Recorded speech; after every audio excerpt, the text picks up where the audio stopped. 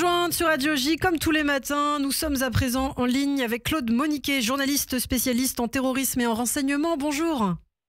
Bonjour. Merci beaucoup d'avoir accepté cette invitation matinale ce matin sur Radio J. Beaucoup d'actualités, une tension palpable en Europe avec cette menace terroriste toujours vive. Alors, pour parler de ce qui se passe concrètement, d'abord aujourd'hui, on sait que Mehdi Nemmouche, notamment l'auteur de l'attentat du musée juif de Bruxelles, passera à nouveau devant la justice, soupçonné d'avoir torturé et séquestré des journalistes français en Syrie. Concrètement, quel est l'enjeu de ce procès, Claude ?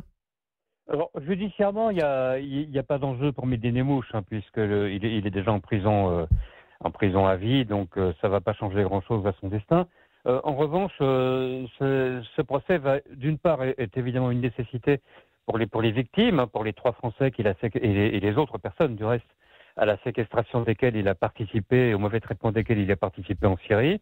Et puis, ça permettra peut-être, on peut l'espérer, d'éclairer un peu le fonctionnement qu'avait l'État islamique en Syrie et le rôle qu'y jouaient les Français, un rôle qui a été déterminant. Alors par ailleurs, c'est vrai que vous parlez de l'État islamique, on a vu ces images terribles, cette image terrible de cet homme ce week-end après un attentat qui sourit, le doigt en l'air, l'Autriche qui s'est réveillée sous le choc après cette attaque au couteau justement. C'est un demandeur d'asile syrien de 23 ans qui en est responsable. Que vous ont inspiré, Claude, ces images ? Bien entendu, humainement d'abord, du dégoût. Voir un homme qui se réjouit d'avoir assassiné un garçon de 14 ans et d'avoir blessé dont 4 autres personnes, dont 2 grièvement, ça ne peut que susciter l'incompréhension et le dégoût. Et puis c'est une piqûre de rappel. L'Autriche avait eu la chance d'être relativement épargnée par le terrorisme islamiste depuis longtemps, comparé à la France, au Royaume-Uni ou à l'Allemagne. Et là, elle commence à être rattrapée par les démons qui hantent l'Europe. Ça montre qu'aucun pays n'est immunisé contre ce terrorisme islamiste. Et d'autre part, c'est un sérieux rappel qu'il faut très clairement revoir les conditions d'accueil et d'asile de certaines catégories de migrants, entre autres les Afghans et les Syriens. Alors, on sait que ce problème-là aussi concerne l'Allemagne. L'Allemagne qui a de nouveau été frappée également la semaine dernière par une attaque à la voiture bélier. Alors, on a l'impression quand même que la violence islamiste, la menace terroriste est beaucoup plus forte du côté de ces pays de l'Est que chez nous. En France, qu'en est-il exactement ?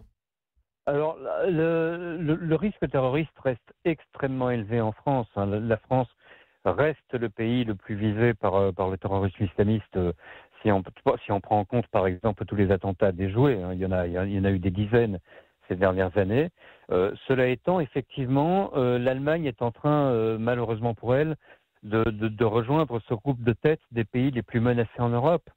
Et effectivement, des pays comme l'Allemagne, comme l'Autriche, paient probablement le fait d'avoir eu une politique migratoire qui a été complètement débridée à une époque. Rappelez-vous qu'à l'époque de la crise de 2015, Angela Merkel avait fait s'installer en Allemagne 1 million d'immigrés quasiment en quelques mois. Je veux dire, oui. C'était un choc énorme, ce qui veut dire qu'il n'y a eu aucun tri, aucun examen pour les services de sécurité et de renseignement, et qu'à côté de toute une série de gens qui se sont intégrés, avec lesquels on n'a pas de problème, on a aussi importé un nombre certain de terroristes et de criminels.